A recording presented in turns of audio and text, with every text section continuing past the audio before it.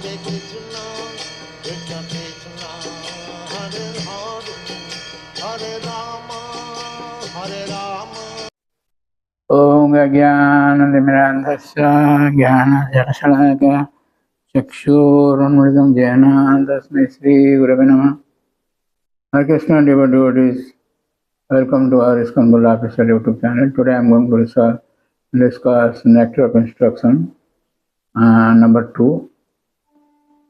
Atyahara prayasasya prajalpo niyamagraha janasangasya lauryamcha sadvi bhakti vinasyati.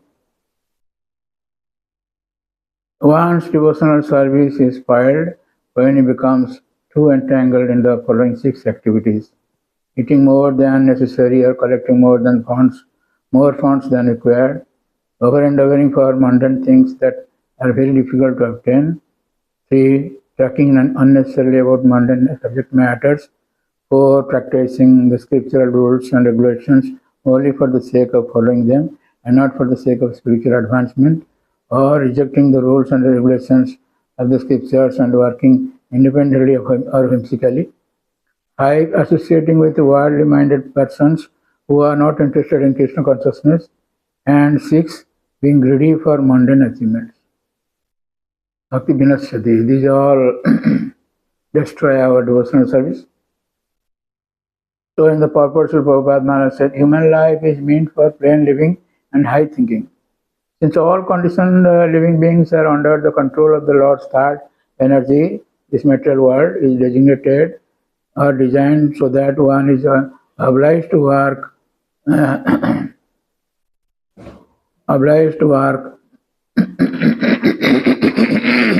sorry.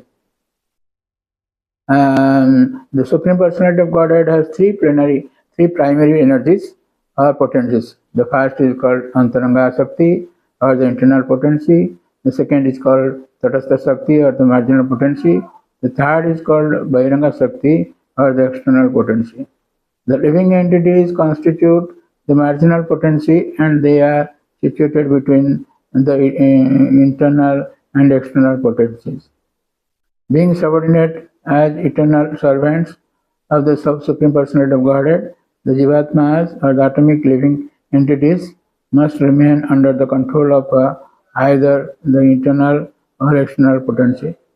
When they are under the control of the internal potency, they display their natural constitutional activity, namely constant engagement in the devotional service of the Lord.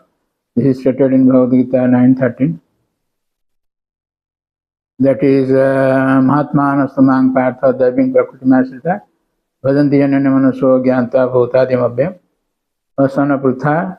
Those who are not deluded, the great souls, are under the protection of the divine nature. They are fully engaged in devotional service because they know me as the Supreme Personality of Godhead, original and inexhaustible. The word Mahatma refers to those who are broad-minded, not cripple-minded.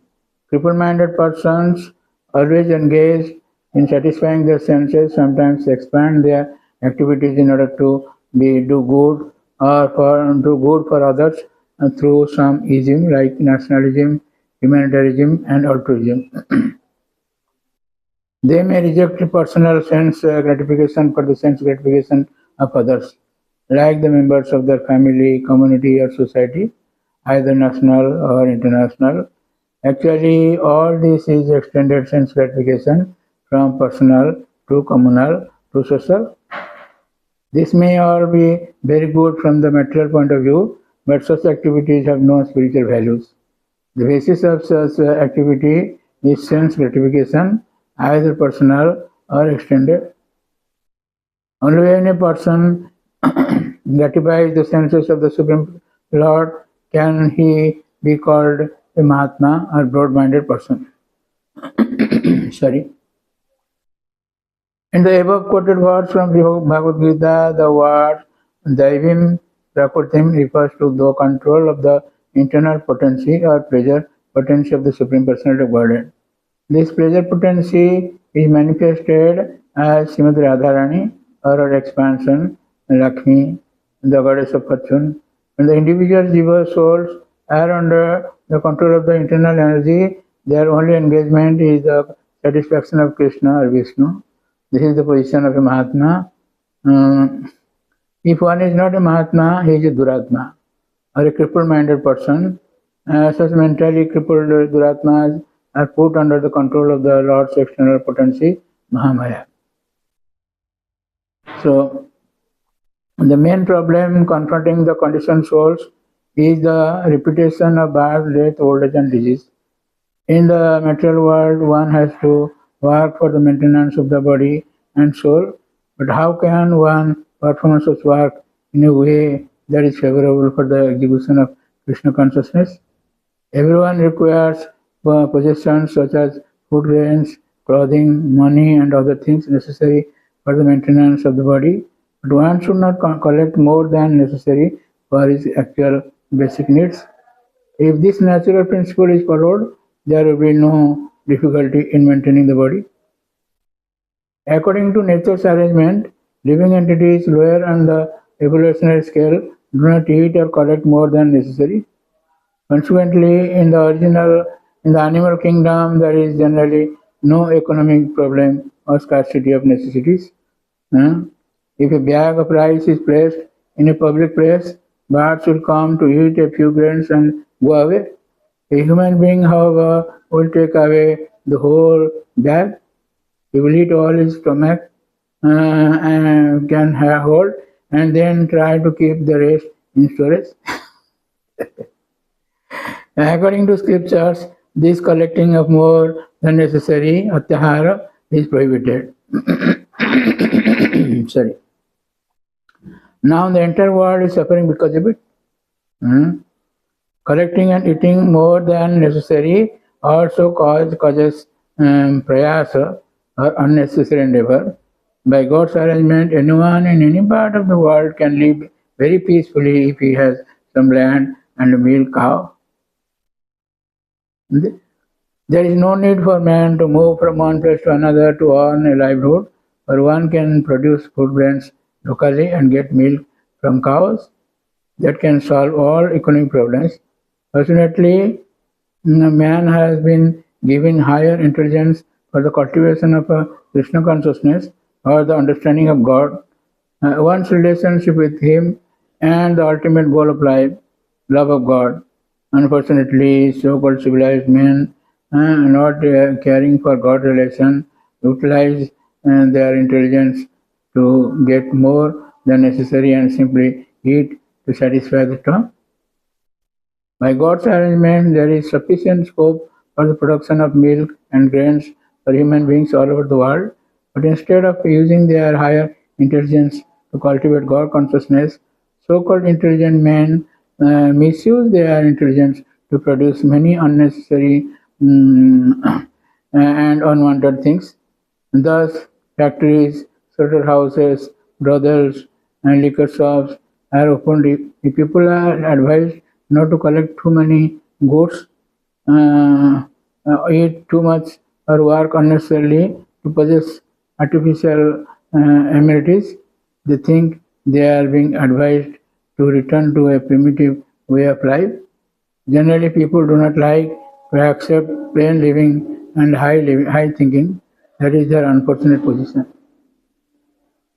So, our aim should be this plain living and high thinking. So, this is also described in Sutta Goswami in Srimad Bhagavatam, first canto, second chapter, text 9.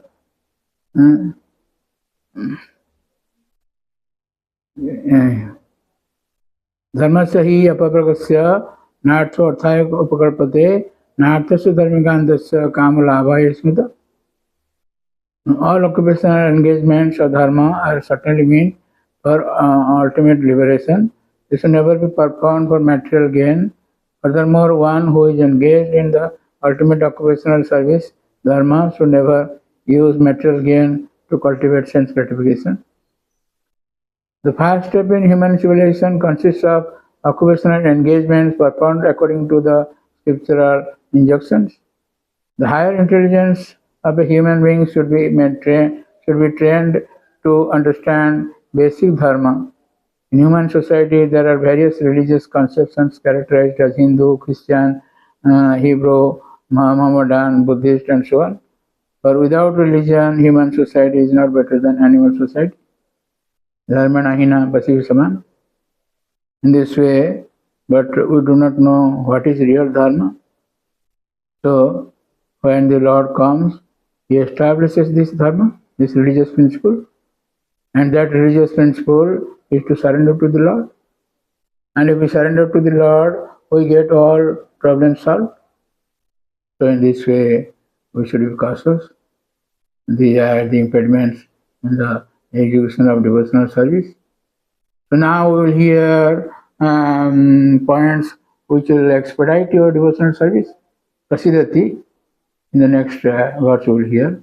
So thank you very much for listening to this lecture, and please don't forget to subscribe, share and like our channel and get the blessings of the Lord. Hare Krishna. Hare Krishna, Krishna Krishna, Hare Hare, Hare Rama, Hare Rama.